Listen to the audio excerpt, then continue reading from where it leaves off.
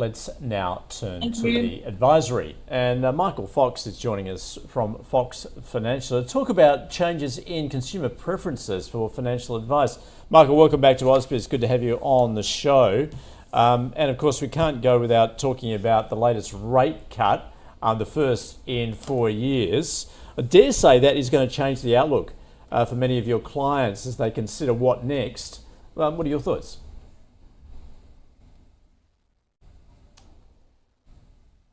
It definitely has changed things for clients, but with the latest rate cut, I think it's something that's been on it's on the horizon for clients for quite some time.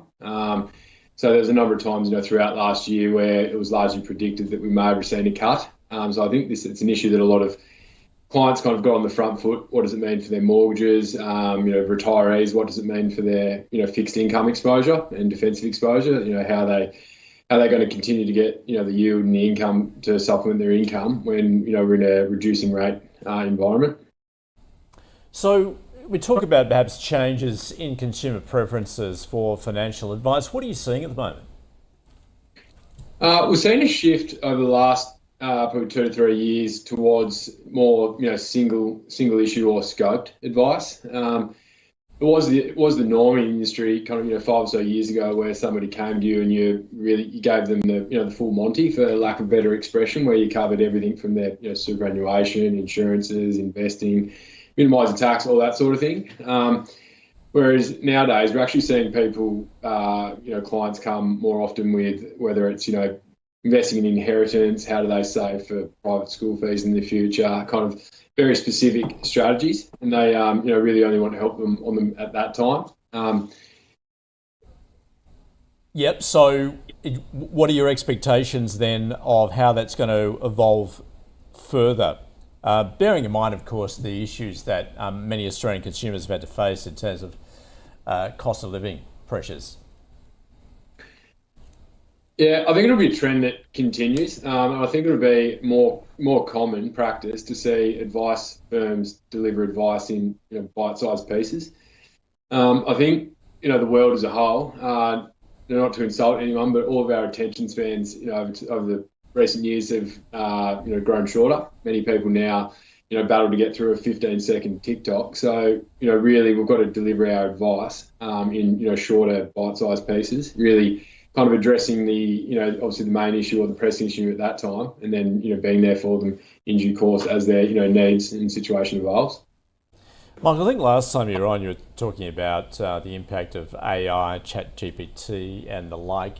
Is there a danger, or are you seeing perhaps that some clients are likely to turn to that for advice rather than actually going to an advisor?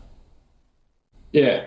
You're spot on. I think a new kind of breed of advice, client-advisor relationship that will emerge is a hybrid of kind of a DIY or, self-directed investor, combining with, a professional advisor as a sounding board. I think you're correct in saying that there is a real risk for, people really just trying to do the whole lot themselves, particularly with the breadth of information that there is online. It's very easy for somebody to get a hold of something that doesn't obviously take into account the whole situation, circumstances, and the implications more broadly. And that's really obviously what kind of our role as advisors is to do.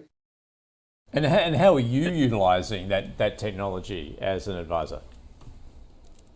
Well, we're trying to use it to leverage, gain efficiencies in tasks that are highly repetitive and don't need the humanly touch where advisors can add value, such as talking to clients, understanding emotions, objectives, all that sort of thing. Where we are using it is to streamline a lot of mundane tasks, such as data collection, pre-populating forms, having documents signed electronically almost instantaneously, opposed to obviously the snail mail.